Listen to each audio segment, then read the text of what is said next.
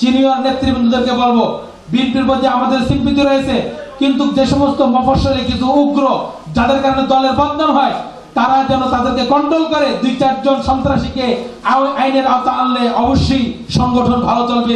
যেহেতু বিএনপি অনেক বড় দল, সেই হিসাবে তাদের মফস্বলের দিকে খেয়াল রাখা দরকার। আজকে অনেক জায়গায় তারা বেপরোয়া হয়ে দলের বদনাম করছে, সেদিকে লক্ষ্য করার জন্য বিনীতভাবে অনুরোধ করছি।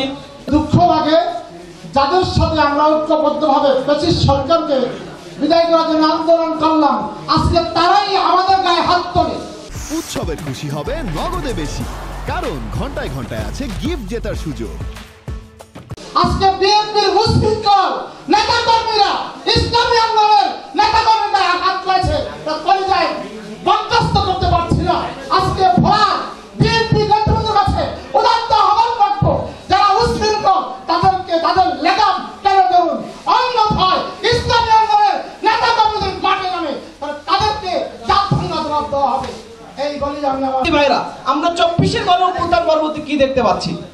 24-এর গণঅভ্যুত্থান পরবর্তী আমরা দেখতে পাচ্ছি আমাদের যে আকাঙ্ক্ষা ছিল যে মানুষের অধিকার পাবে, মানুষ তার ন্যায্য অধিকার পাবে, ভোটের অধিকার পাবে, তার বাসস্থানের অধিকার পাবে এবং মানুষ তার কথাগুলো বলতে পারবে।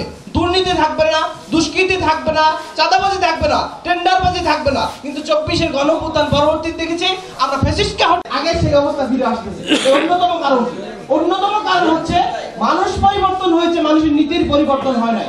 এই জন্য পেশার চন্দ্রনাই বলেছিলেন শুধু নেতা নয়, নীতির পরিবর্তন চাই। নেতা এবং নীতির পরিবর্তনের মাধ্যমে বাংলাদেশে একমাত্র একটি কল্যাণময় রাষ্ট্র প্রতিষ্ঠা করা সম্ভব। একজন দক্ষ এবং নেতৃত্বস্থানীয় মানুষদেরকে নিয়ে, যারা দুর্নীতিবাদ নয়, দুষ্কৃতিকারী নয়, তাদেরকে নিয়ে একটি সমাজ গঠন করতে চায়, তারা এই সমাজের নেতৃত্ব দেবে। আপনাদেরকে এই সংগঠনকে সহযোগিতার উদ্যোগ আহ্বান রাখতেছি।